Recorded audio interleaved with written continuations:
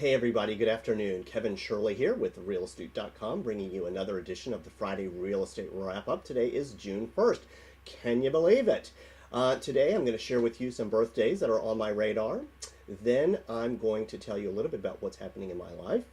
And then I will share with you what I think are the biggest stories in real estate this week. And finally, I'm going to create a fitting cocktail to go along with that story.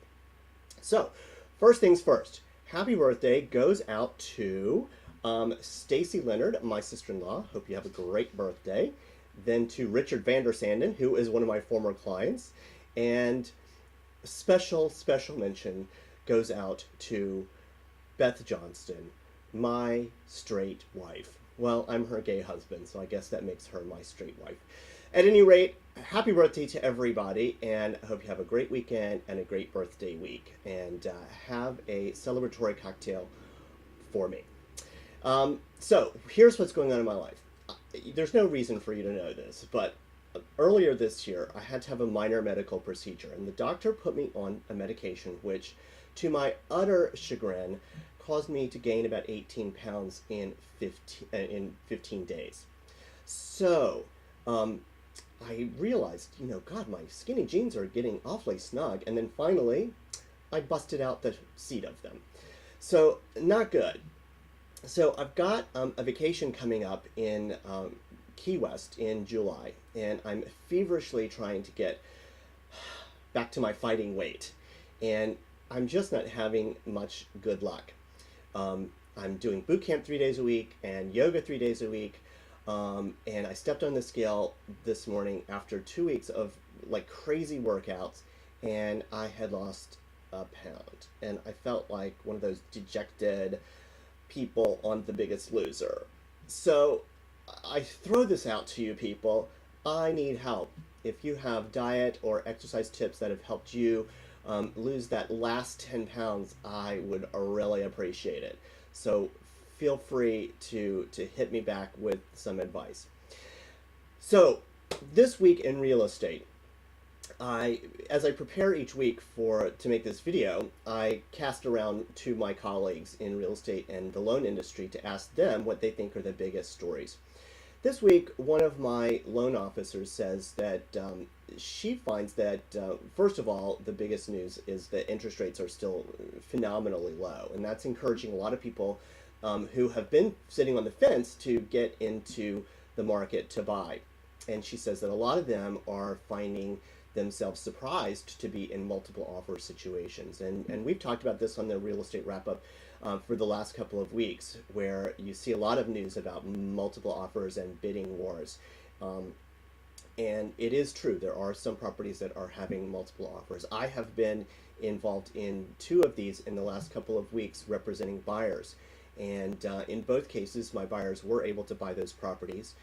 They were able to guarantee themselves all the protections that we want to have in an offer: home inspection contingency, appraisal contingency, termite inspection, financing contingency, and they did not have to pay over the asking price. In both cases, there were 3 offers, and my buyers were able to buy those properties. So even though we're hearing these stories, it's not crazy. It's not 20 offers. It's not 15 offers with properties being bid up 30% over the asking price. So don't let these news scare you out of the market if you're thinking about buying.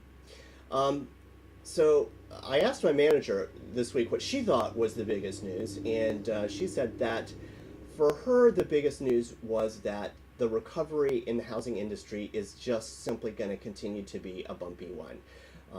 And she's absolutely right. The marketplace that we're in, some weeks are up, some weeks are down, some weeks you have all the stories of multiple offers and bidding wars and so on, and then the next week it's crickets.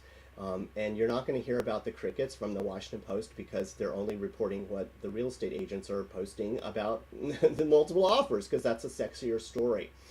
So it's just very schizophrenic, or maybe bipolar is more precise, that the market's going up and down, up and down, up and down, rather than up, up, up. So So when you see a realtor, give them a hug because it's kind of tough out there right now. Everybody's a little fragile. Buyers are not getting the deals that they were hoping. Sellers are not getting multiple offers like they were hoping. So everyone's feeling a little dejected right now. So the biggest story is that the recovery is going to continue to be bumpy, and it just is what it is. So now I'm going to create a fitting cocktail to go along with that bumpy recovery. So stay tuned and I'll be right back. Okay, so here we are in my kitchen and I'm going to mix up a fitting cocktail to go along with my story about the bumpy recovery. And this cocktail is based on a classic cocktail called the Gibson, which was one of the drinks that you would see in a movie like All About Eve, where Bette Davis uttered the famous line, "Fasten your seatbelts, it's going to be a bumpy night." So this is for your bumpy recovery. A Gibson is 6 parts gin and 1 part dry vermouth. But I don't care for gin so much. It's one of those stories where a long time ago I drank way too much of it. So I'm going to use vodka instead.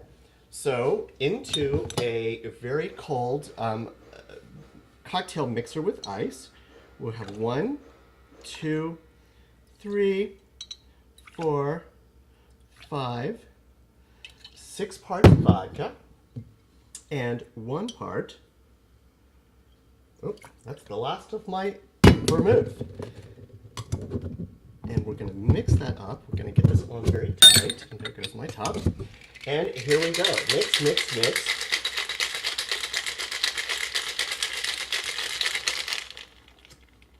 And into our cocktail glass, our martini glass.